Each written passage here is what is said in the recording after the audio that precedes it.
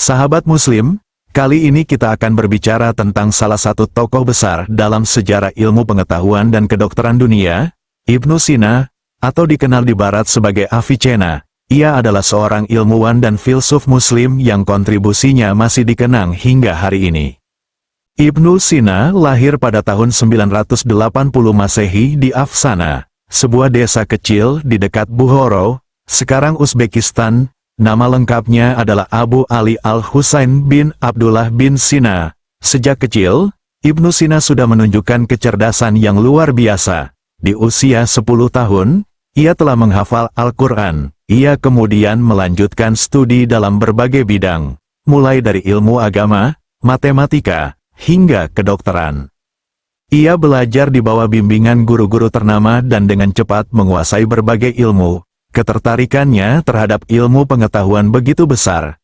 Bahkan di usia 16 tahun, Ibnu Sina sudah mulai mempelajari kedokteran dan mengobati pasien. Ketika usianya mencapai 18 tahun, Ibnu Sina berhasil menyembuhkan Amir Nuh bin Mansur, seorang penguasa dinasti Samanid yang sakit parah. Sebagai tanda terima kasih, Ibnu Sina diberi akses ke perpustakaan istana, di mana ia dapat belajar dari koleksi buku yang langka dan berharga. Dari sinilah pengetahuannya semakin berkembang. Ibnu Sina menulis dua karya besar yang sangat berpengaruh, Kitab Al-Shifa dan Al-Qanun fi Al-Tibb.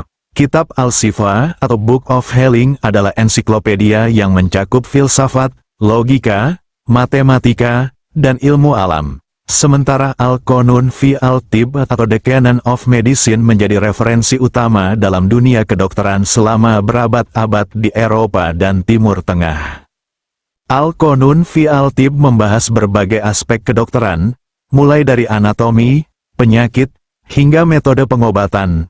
Buku ini dianggap sebagai dasar dari kedokteran modern, bahkan digunakan di universitas-universitas Eropa hingga abad ke-17.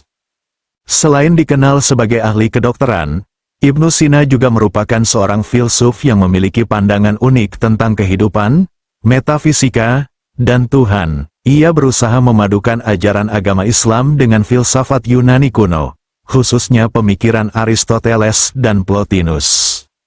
Ibnu Sina memperkenalkan konsep wajibul wujud atau necessary existence, yang kemudian memberikan pengaruh besar pada pemikir-pemikir setelahnya, baik di dunia Islam maupun Barat, seperti Thomas Aquinas. Ibnu Sina menjelaskan bahwa Tuhan adalah penyebab pertama yang membuat segala sesuatu di alam semesta menjadi mungkin untuk ada. Sepanjang hidupnya, Ibnu Sina mengalami banyak tantangan. Ia harus berpindah dari satu tempat ke tempat lain akibat situasi politik yang tidak stabil di wilayah tempat ia tinggal. Meski begitu, ia terus melanjutkan pengabdiannya pada ilmu pengetahuan hingga akhir hayatnya.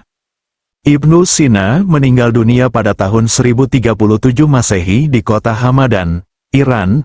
Meskipun ia telah tiada, karya dan pemikirannya terus hidup hingga hari ini. Banyak ilmuwan yang terinspirasi oleh Ibnu Sina, dan ia diakui sebagai salah satu tokoh paling berpengaruh dalam sejarah ilmu pengetahuan. Warisan Ibnu Sina tidak terbatas hanya pada kedokteran dan filsafat.